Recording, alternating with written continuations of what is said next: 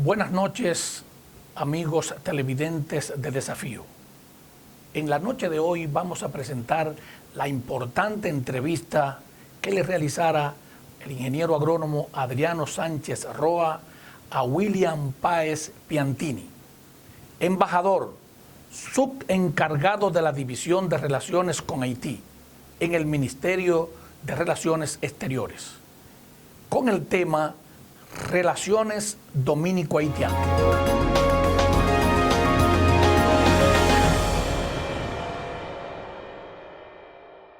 Continuamos aquí en Desafío conversando con el embajador William Páez Piantini sobre el tema haitiano, sobre nuestra frontera y, por qué no decir en este último segmento, sobre ideas importantes para mejorar cada vez más la región fronteriza, que en el caso de República Dominicana es la región más pobre, es la región con menos desarrollo y es donde posiblemente los funcionarios, los empresarios, los dominicanos tenemos que dedicar más esfuerzo económico y también en lo que son la logística a los fines de que mejore. Vamos entonces, embajador, a entrar a esa parte que usted estaba entrando de los puentes, porque los puentes, en el caso, por ejemplo, de Pero Santana, me atrevo a decir que el 80% de la población de Pero Santana está después del puente, es decir, está muy vital hasta para el desarrollo del municipio y otros aspectos que usted va a decir. Entremos a ver los puentes con esa fotografía que usted tiene, que impresiona cómo se ven quebradas. Exactamente, fíjate, el puente sobre el río Artibonito, ese puente costó $59,000. Ese puente costó, sí, fue también... ¿En qué año más o menos fue que...? Ese puente lo hicieron en el año de 1900... No, el dato yo te lo puedo conseguir exacto, sí. La fecha de la construcción de ese puente. Okay. Pero puedo decirte, para orientación tuya, que ese puente fue hecho por allá por el 30, por allá por el 29, 30, sí, por ahí, sí. Se hizo ese puente. Bueno, ¿qué debo decirte de ese puente? Ese puente sufrió un resquebrajamiento en una de sus zonas, en una de sus partes, como se puede ver en la foto, ¿no? Entonces hubo un grupo de comerciantes interesados que rellenaron esa rotura, la rellenaron y le tiraron como un asfaltado, especie de un asfaltado, ¿no? Y pusieron una parte en el río que evita que las aguas pasen por ahí. Yo consulté a personas versadas en asuntos de puente y me dicen que eso es una torpeza, que cada vez que pasa un vehículo pesado le hace presión, sí, y eso en cualquier momento colapsa. Sí, porque ni varilla ni... No, eso en cualquier momento colapsa. Eso sucede igualmente con el puente sobre el río El Ibón. Tiene la base carcomida, entonces en cualquier momento ese puente colapsa. Sí, pero tú sabes que somos dominicanos. Sí. Hasta que no se lleve el desenlace a cabo, sí, no vamos a hacer nada. Entonces los haitianos le dicen a los comisionados dominicanos, mira, la miel es de ustedes, es territorio dominicano, pero la miel desde 1856 ha sido ocupada por haitianos. Entonces en la miel tú te encuentras que los policías son haitianos, sí, y que la escuela es haitiana, sí, y que los comercios son haitianos, y todo es haitiano. Entonces, ustedes tendrían que indemnizarnos a nosotros, y ustedes no tienen gente para meterla ahí, déjenos eso. Entonces, el jefe, ya era Trujillo, que era el gobernante, le dijo a los comisionados dominicanos que le cedan esa parte, ¿no? El territorio de la miel completo Haití. Entonces hubo necesidad de reestructurar nueva vez la frontera, porque ya estaba hecha prácticamente. Sí. Entonces hubo necesidad de sacar una cantidad de pirámides. Se anularon 9 planos. 9 planos. 9 planos se anularon, ¿no? Entonces, bueno, pues de todos modos se continuó con el trabajo, cediéndole esa parte, sí, a los haitianos y otras más. En todas las dificultades de interpretación, que eran 5, nosotros le cedimos a esa gente 666.076 tareas de tierra en pro de que las cosas se hicieran, sí, y que eso quedara solucionado. Bueno, pero como te dije, los haitianos ya no estaban asistiendo a los trabajos. Cuando se cuestionan por qué, ellos alegan el problema de la dificultad de interpretación. Entonces hay que hacer un nuevo instrumento que es el acuerdo fronterizo de 1935, Sí. en donde se toman en consideración las dificultades de interpretación y se le busca solución. Entonces, el 27 de febrero de 1935, el presidente haitiano viene a Santo Domingo y se firma ese convenio. Sí. Ya no hay dificultad de interpretación, pero hay que comenzar a trabajar ahora. Entonces, nueva vez, vamos al campo el 2 de junio de 1935. Comienzan los trabajos en las partes esas que estaban cuestionadas. Pero hay necesidad de hacer un protocolo de revisión. ¿Por qué razón? Porque le hemos cedido cantidad de tierra a los haitianos. Hay que revisar otra vez. Entonces hay que hacer un protocolo de revisión y la parte dominicana admite el protocolo de revisión, ¿no? Bueno, se hace el protocolo de revisión y se comienza a revisar todas esas partes en donde los haitianos habían cuestionado la línea de demarcación. Entre ellas está el territorio de la miel, como te señalé, Sí. ¿no? Que al fin y al cabo se le cedió a los haitianos. Bueno, eso concluye prácticamente el establecimiento de la frontera que nosotros tenemos hoy. ¿Y cómo esa carretera, cómo se hace? Porque la carretera es la línea prácticamente. La carretera internacional, como yo te señalé, el territorio de la miel, que era dominicano, sobre él pasaba la línea de demarcación. A los haitianos haberse quedado con el territorio de la miel, Sí. hubo necesidad entre los dos países de hacer un camino internacional. Entonces es que surge la carretera internacional. Esa carretera costó $450,000. Los dominicanos pusimos $225,000 y los haitianos pusieron $225,000. Y comenzó a trabajarse la carretera internacional el 14 de abril de 1936 y concluyó el 1 de julio de 1942. Realmente se designa con ese nombre por el hecho que es donde descansa la línea de demarcación, la frontera en sí, que divide o que une a la República Dominicana con la vecina República de Haití. Realmente usted tiene razón cuando dice que es un tema que siendo nuestro tal vez ha tenido poca difusión en el ámbito nacional. Entonces muchas personas hablamos de la frontera sin realmente conocer la frontera. Tal vez como dato curioso yo debo decirle que por medio de un convenio que se firmó hace muchos años, en el año de 1678, se establece el primer signo de división en la isla española. ¿Cuál fue ese signo de división? El río Rebuc, que hoy se llama río Guayubín. Esa fue la primera frontera que se estableció en la isla de Santo Domingo. Por medio de ese convenio se establece esa línea, vamos a decir, que era el río Rebuco, río Guayubín, que nacía próximo a Montecristi, bajaba, descendía, se unía con el Neivita y llegaba casi hasta el extremo de la isla, ¿no? Que es donde está la isla Beata, ¿no? Sí. Esa era la frontera original, sí. Lo primero que se estableció como frontera.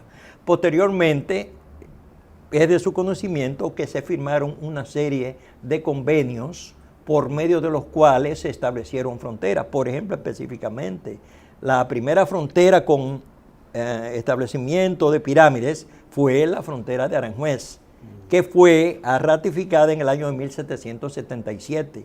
Sí. Ya en la isla había un sector que era la parte este, que la representaba a los españoles, y un sector que era la parte occidental, que estaba ocupado por los franceses. De ahí continuamos, ¿no?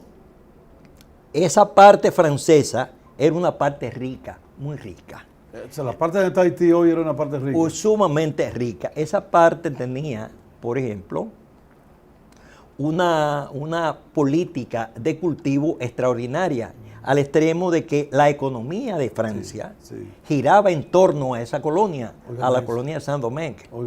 Esa gente, antes de 1789, que fue la fecha de la Revolución Francesa, tenían 718 ingenios de azúcar en esa región, que producían azúcar de mercadeo internacional y producción de azúcar refina. Obviamente. Tenían tenerías, Sí. tenían miles de cafetales. Era una colonia sumamente rica, al extremo de que, como les señalo, la economía francesa giraba sobre la actividad de esa colonia. Obviamente. Y entonces, Páez, después de la revolución se separó esa relación entre ellos. Sí, después que ocurre la revolución, entonces ya los esclavos de los franceses estaban exigiendo ciertos derechos y hubo un estado de descomposición entre esa persona que da con el levantamiento de los esclavos, con la rebelación de los esclavos en contra de sus amos franceses. Y es así como surge la República de Haití. Sí, el sí. 1 de enero de 1804 surge la República de Haití. Sí. Todavía la parte española se mantenía como parte española, pero era propiedad de Francia. Porque por medio de un convenio Sí. que se firmó en 1795, que es el Tratado de Paz de Basilea, España le cede a Francia la parte oriental de la isla, ¿no? Sí. Y entonces resulta que Francia se queda como única dueña de la isla, aunque la isla. nunca tomó posesión de ella, Sí. por situaciones tal vez de orden político de la misma Francia y esas cosas, ¿no? Las cosas se mantuvieron así hasta que en el año de 1808, 1809, un criollo Sí. de la parte este, llamado Juan Sánchez Ramírez, Oh. hace un movimiento, un levantamiento, y elimina a los franceses, a un reducto francés que quedaba en la ciudad amurallada, comandada por el señor Luis Ferrán. Lo eliminan. Y entonces ahí comienza lo que se conoce como el período de la España boba. Era unilateral eliminar esa medida. Hasta que el gobierno dominicano le buscara solución por otros medios a ese problema. Es así como nos damos cuenta de que sí, que el lago del Fondo es de soberanía exclusiva de Haití. Y lo confirma ese canciller cuando se firma el convenio. Cuando pide el permiso. Ese convenio se firmó con Horacio Vázquez, ¿fue? En 1929, si el Sí. 21 de enero de 1929 participaron Horacio Vázquez y Luis Bornó. Fíjate, es interesante hacer notar que no era que el país no tenía límites fronterizos, sí lo tenía, porque existía el Tratado de Aranjuez, que duró vigente hasta el 21 de enero de 1929, Sí. que hubo necesidad incluso de modificar un artículo de la Constitución de la República Sí. para poder efectuar la negociación entre Haití y la República Dominicana. Y efectivamente el 21 de enero del 29 se lleva a cabo la negociación y ya hay una, que es la que tenemos actualmente, Sí, sí. ya hay una frontera definida, una frontera establecida, que tiene 391 kilómetros, que va desde Dajabón, desde el Taluec de la desembocadura del río Dajabón, hasta el Taluec de la desembocadura del río Pedernales en el Mar Caribe. Ya esa es la frontera dominico-haitiana. Y la parte de Montecristi, no hay parte ya, no entra. No, ahí no. La frontera comienza realmente en Pepillo Salcedo, a donde está la desembocadura del río Dajabón en el Océano Atlántico. Ahí es donde comienza la frontera y ahí están localizadas las pirámides número 1, que son lo que te indican el inicio de la frontera. Sí. Ah, bueno, entonces, porque es muy importante, entonces tenemos que la frontera va de Dajabón, Pepillo Salcedo, pasa todo Dajabón, Eriepilla, entonces pasa, tenemos Independencia, y Pedernales, Sí, y Pedernales. llega desde Dajabón, llega hasta Pedernales, pero mira, es interesante saber que esa frontera que nace en Dajabón y sigue todo el curso del río Dajabón y llega hasta el Alto de las Palomas, es exactamente la frontera de Aranjuez. Es la misma de Aranjuez. Exactamente. ¿Cuándo hay distorsión en la frontera de Aranjuez? Bueno, cuando nosotros proclamamos nuestra independencia en 1844, se comenzó un periodo de guerra que duró 12 años. Sí. Entonces, en 1856 concluyen ya los ataques. Entonces, ¿qué se establece? Lo que se llamó línea épica. Esa era la frontera. La línea épica. ¿Y cómo se definía la línea épica? Bueno, por la posición en que quedaron enfrascados los ejércitos beligerantes Es decir, el ejército haitiano, el ejército dominicano. Debo decirte que nosotros teníamos puestos de comando después de esa guerra en Belader. Eso se llamaba Rancho Mateo, eso pertenecía a la República Dominicana. Porque hay una pregunta que ahí mismo cabe. Siempre nos dicen cuando estudiamos en los primeros cursos, Pedro Santana nació en Hincha, un pueblo que antes era dominicano. ¿Cuándo se pide Hincha? Sí, ciertamente que sí. Eso es algo que... Sí, no, se perdieron 4 pueblos. Primeramente, San Miguel de la Atalaya, que era pueblo de clara toponimia española. San Miguel de la Atalaya, San Rafael de la Angostura, Hincha y Las Caobas. Los 2 primeros se perdieron en 1808-1809, cuando Henry Christophe era el comandante de la parte norte. Luego de que se eliminó al último reducto francés, Henry Christophe cogió a esos 2 pueblos sin tirar un tiro. Obviamente. Okay. Entonces, Hincha y Las Caobas, Sí. que eran pueblos también españoles, los perdimos cuando la ocupación de 1822-1844. Y si tú oyes cómo se expresan los haitianos, de una manera tan simple, vamos a decir. No, en la posición geográfica de Hincha quiere decir claramente que es haitiana, porque los negociantes y todos los frutos que se producen ahí se negocian en Puerto Príncipe. Algo así, que no tiene ningún sentido. Embajador, entonces, después de esa ilustración tan hermosa, digo yo, pues la historia es siempre hermosa conocerla, quedamos entonces en la parte de lo que es el tratado del 1929, que usted dice que es casi similar a lo que había de Aranjuez.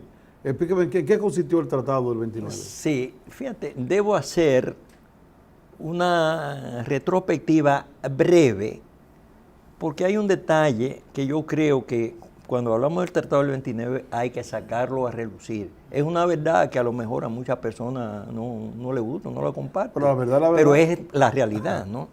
Y es el hecho de que en el año 1912 había un comisionado llamado Francisco J. Peinado que estaba discutiendo los problemas fronterizos con el señor Solón Menos, haitiano, en el Departamento de Estado.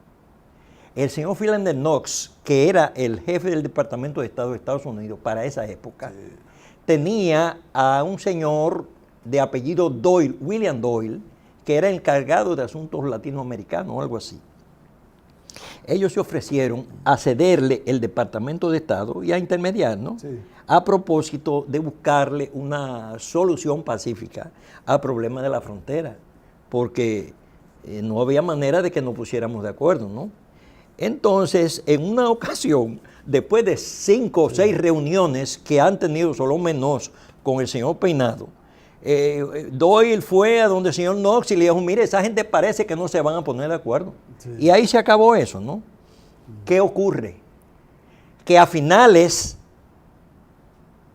de ese año, de 1912, se aparece un barco de guerra en el Placer de los Estudios con un general de 3 estrellas llamado McIntyre y el señor Doyle.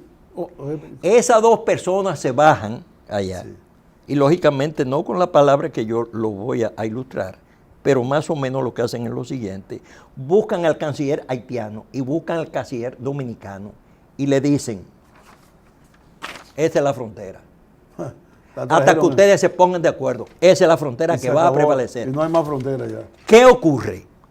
Que ellos presentan un plano que hicieron unos militares norteamericanos en el año 1907. Y esos planos contemplan al territorio de la miel como territorio nacional haitiano, cuando eso no era cierto. Obviamente. Ese territorio era un territorio dominicano que los mismos haitianos estaban conscientes de eso. Sí. Bueno, ocurre ese asunto, pero en eso llega la ocupación americana de 1916 hasta el 24. En el 24 hay elecciones libres. ¿Y quién gana las elecciones? La gana el señor Horacio Vázquez. Gana las elecciones. Horacio Vázquez tenía muy buenas relaciones con Luis Bornó. Sí. Entonces determinan ahí hacer un tratado fronterizo y efectivamente Ya ahí viene el tratado estoy fronterizo. repitiendo exactamente, Sí. pero es interesante Sí. que se diga, ¿no? Ahí viene ya la conformación de lo que es la frontera que nosotros tenemos hoy. ¿Qué usted cree? ¿Algún mensaje dominicano y haitiano? Porque todos ven el programa Sí, ya final. sí, sí, ciertamente que sí. Primeramente, los dominicanos debemos estar conscientes de que por asuntos del destino vivimos al lado uno de otro, Haití y la República Dominicana. Haití no se va a mudar, ni nosotros tampoco. Son pueblos que son realmente diferentes, pero sí tenemos muchas cosas en común. Y me refiero a que habitamos una isla y tenemos muchos problemas en común.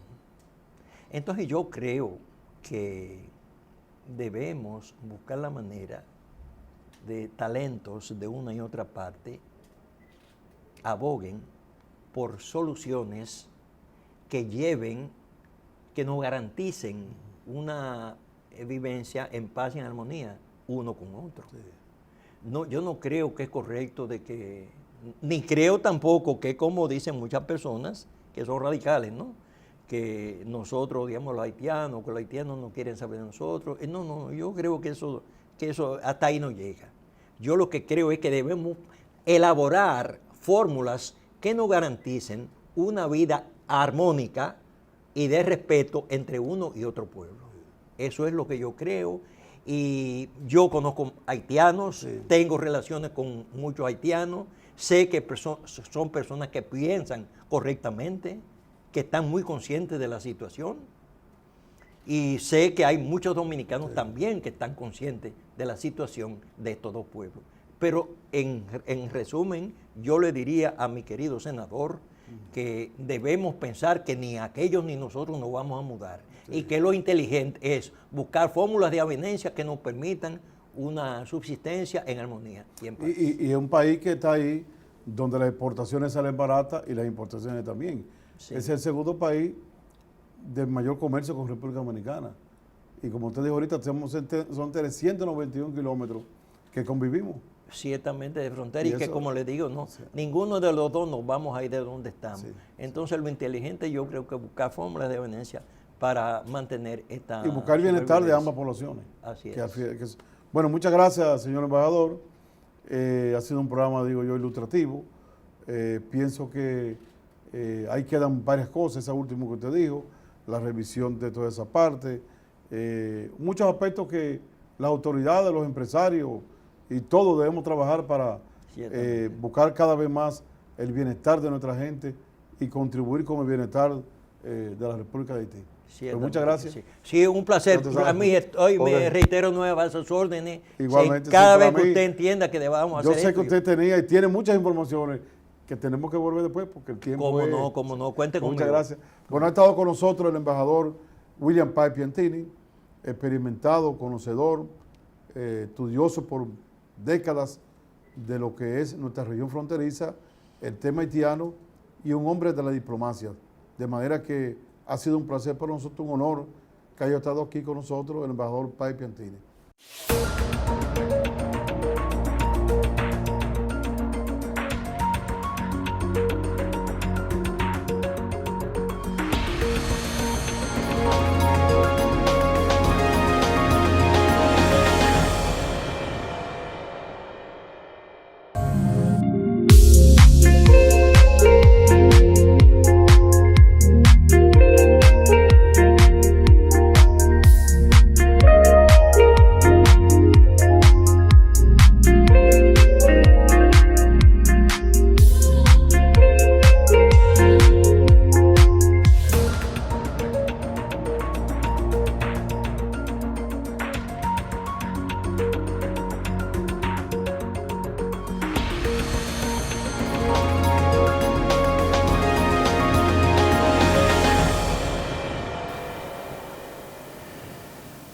Seguimos con Desafío.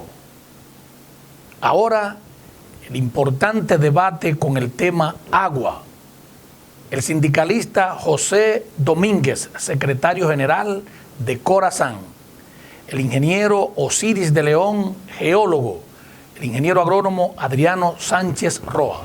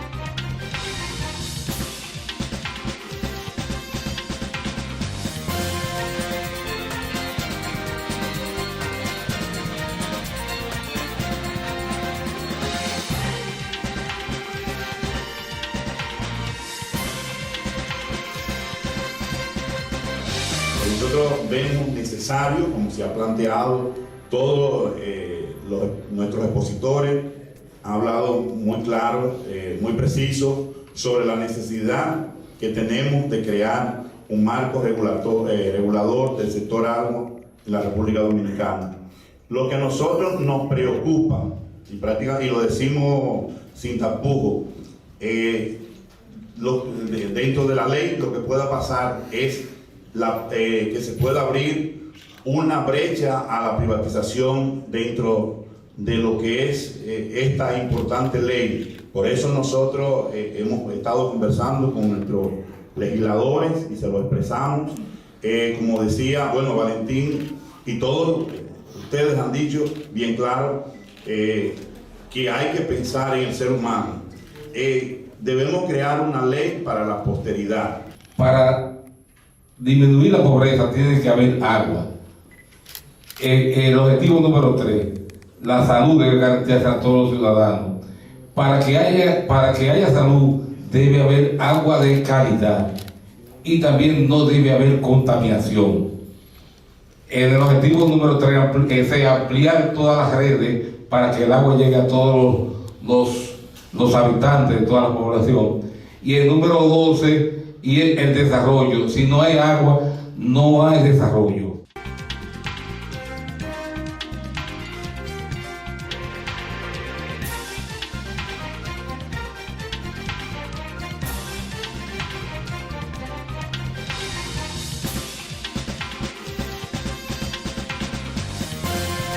Y que quien administre el agua tendrá tanto poder casi como el presidente de la República de turno.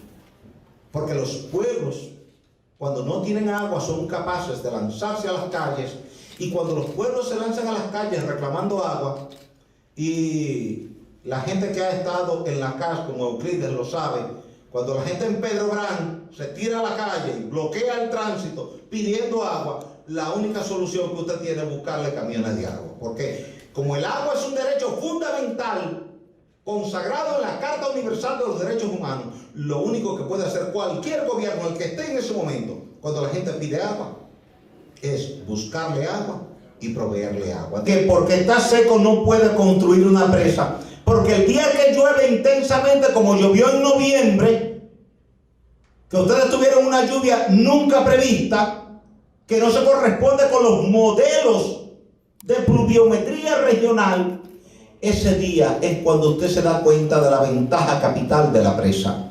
Porque toda esa agua, en lugar de correr por calles, carreteras, caminos y hacer daño, dañar aproches de puentes, dañar pilas de puentes, dañar viviendas, dañar plantaciones agrícolas, esa agua queda almacenada en un embalse Y desde ahí, autoridades como las de Corazán se encargan de distribuir el agua de forma laminar para que ustedes tengan agua de manera permanente. Quienes dirigen las corporaciones de agua, ni de los legisladores, ni de los comunicadores, sino de cada uno de ustedes, que cada vez que usted en su casa economiza un galón de agua, ese galón de agua es útil para otro hermano suyo que está en otro lugar y que a lo mejor hace 5 días que no recibe una gota de agua en su casa.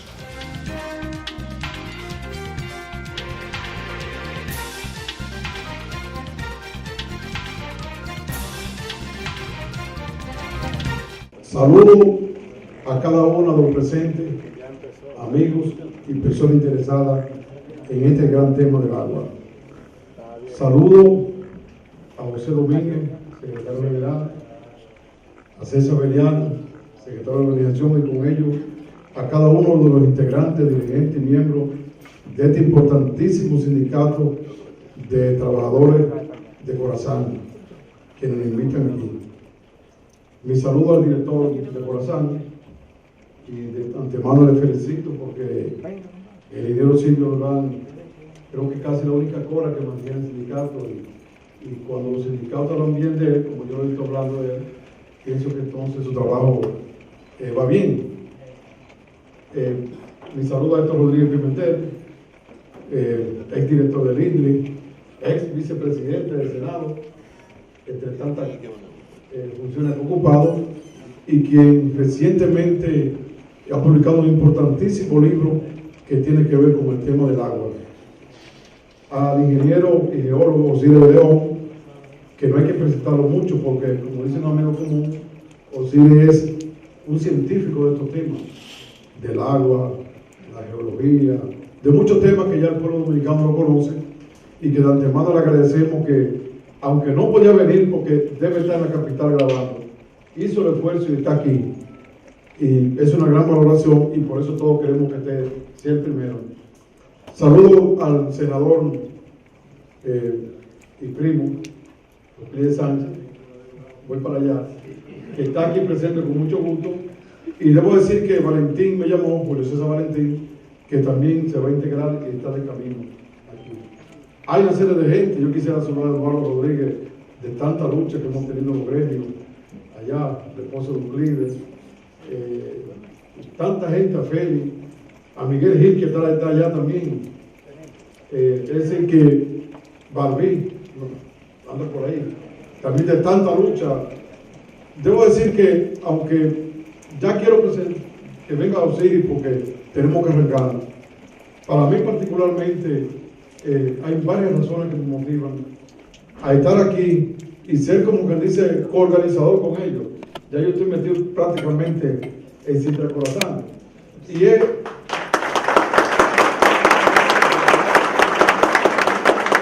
lo primero es que de este tema tan importante ellos se han interesado.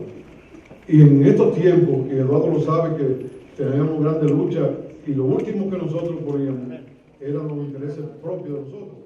Siempre estábamos primero con la producción, con los campesinos, con los consumidores. Y yo he visto que ellos han puesto el tema del agua, o sea, el tema del pueblo lo han puesto adelante. Y eso es un gran valor y me ha motivado mucho. Y quiero que todo lo que yo pueda colaborar a hacerlo, eso lo hablamos con Euclides, lo hablamos con Valentín. Es decir, que eso es importante, debatir los problemas. Segundo que me motiva a mí es que yo tengo un gran compromiso con Santiago. Tanto el padre mío como el padre de Euclides son de aquí de Santiago, son de Bravo. Yo en mis años, cuando tenía como 7 o 8 años, vivía aquí en la Cuba 181, no sé lo que hay hoy ahí. Es decir, que nosotros partimos de aquí. Y hay un gran agradecimiento por Bravo, no solamente Hipólito habla de Bravo, también nosotros. ¿No es así? Entonces, es decir que en el caso mío, Bravo y La Vega, donde yo estudié, son dos provincias que, aunque yo soy a 7 horas de aquí, casi 8 horas, decir por atrás, por carretera, todo lo que yo puedo hacer por Santiago, por el país en general, pero muy particularmente por Santiago. Santiago, como lo he dicho varias veces, sabe que lo tiene, por eso que está ahí, igual que Euclides. De manera que tenemos un compromiso con esto, pero como el panel somos 5 gente que vamos a hablar y hay que arrancar, a Osiris de León no hay que presentarlo, porque es un hombre conocedor, experto, estudioso y siempre dispuesto a brindar su conocimiento y a buscar lo mejor. Yo que lo he entrevistado varias veces en el programa que tengo en televisión, con Osiris se puede hablar de todos estos temas, porque yo no sé a qué hora duerme, él siempre está al día en los temas. De manera que...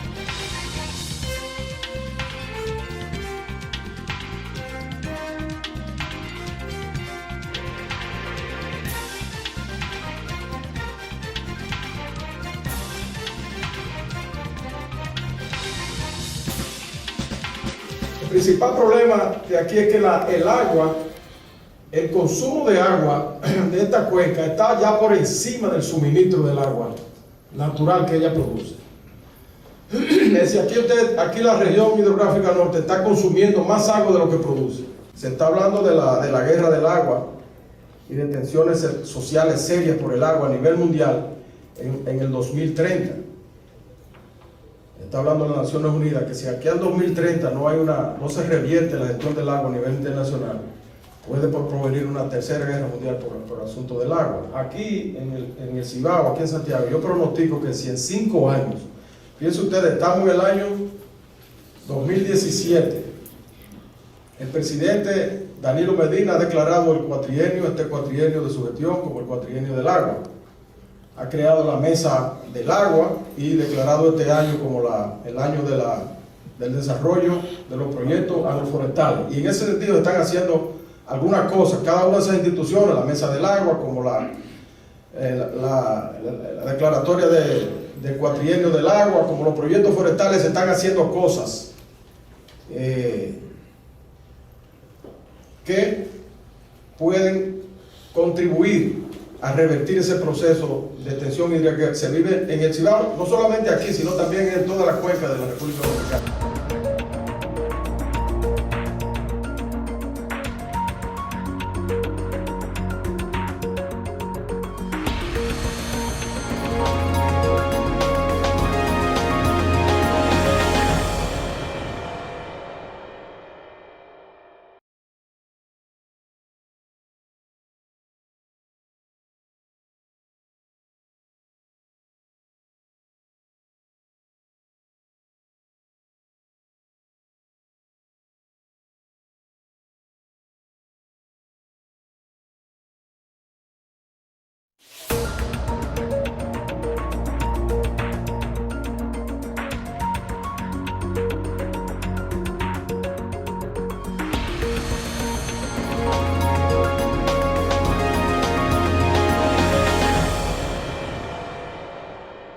Aquí estamos con mucho honor con el presidente de la unidad sindical de la CENU, con Rafael Pepe Abreu, que hay que decir, ha sido un gran luchador por la mejoría salarial, de vivienda, educacional, etcétera, de los trabajadores dominicanos. Pepe, con esta pandemia que, como tú has dicho, el COVID ha cambiado el mundo y ha cambiado República Dominicana y ha traído líneas para hacernos más pobres, incluso para que aquellos que iban subiendo un poco con la lucha de ustedes ahora vuelvan hacia atrás, no solamente en el trabajo mínimo, sino hasta algunos trabajadores que, aunque se vean con niveles en la jerarquía de las empresas, seguían siendo trabajadores.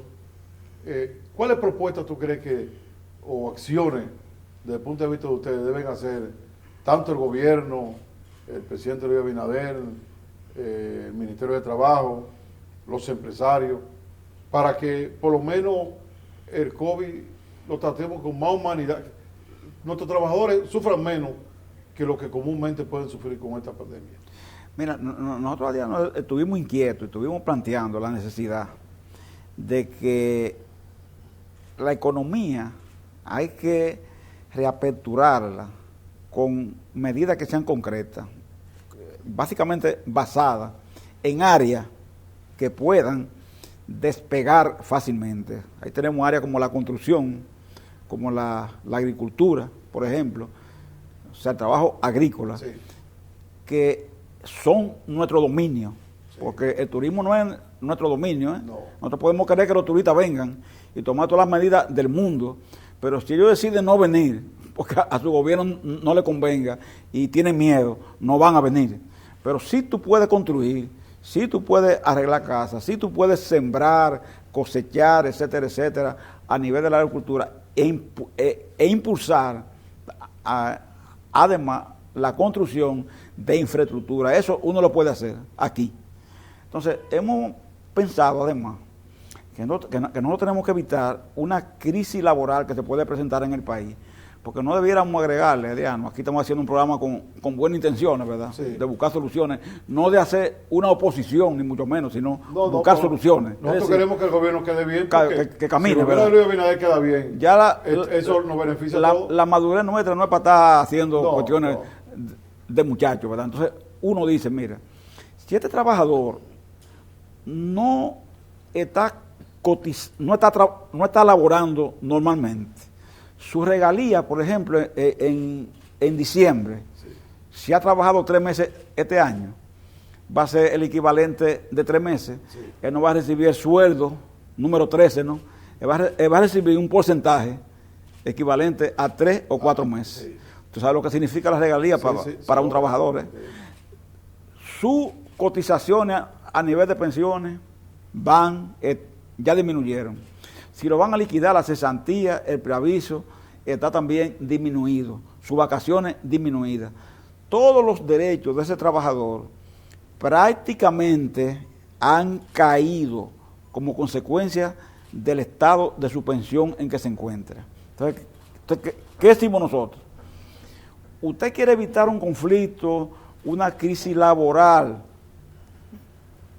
por ejemplo, a final de año o principio del que viene. Una forma de evitarlo es anticipándonos a eso para buscando los fondos correspondientes, evitemos que se cree ese vacío. Y eso se puede hacer porque como el gobierno de todo modo va a tener que recurrir a préstamos para poder mantener, por ejemplo, el próximo presupuesto, el presupuesto del año que viene, para poder financiarlo. En el financiamiento de eso, en la búsqueda de esos préstamos, se debe incluir el financiamiento entonces de los trabajadores que van a estar en esas condiciones, en lo que seguimos empujando la apertura de la economía, que es la solución más factible. Adiano, en salud, por ejemplo, el seguro de salud se está pagando. ¿Por qué? Porque como la salud es inaplazable, uno no puede aplazarla, aunque el trabajador esté suspendido de los fondos entonces, de los fondos de la reserva técnica del sistema de salud, se está cogiendo para pagar el seguro de salud, para que el trabajador y la familia mantengan la asistencia de salud. Ahora, Adriano, ¿tú sabes por cuánto va eso ya? Esa reserva técnica ya están en 300.000 millones, ya están. Y estaban antes en 8.000 millones. ¿Qué quiere decir eso? Que han ido bajando vertiginosamente por falta de entrada y que en un momento dado el sistema se puede quedar sin reserva técnica. Y si se queda sin reserva para responder a eso, ¿qué pasará entonces si todos esos trabajadores se quedan sin seguro? Bueno. ¿Qué pasará? Sí. Porque tú puedes decir, la pensión puede esperar porque eso es dentro de 15 años, pero la salud no espera, es una respuesta inmediata, ¿verdad? Entonces, nosotros estamos anticipándonos a eso, estamos pidiendo entonces, Adriano, que se convoque el diálogo tripartita.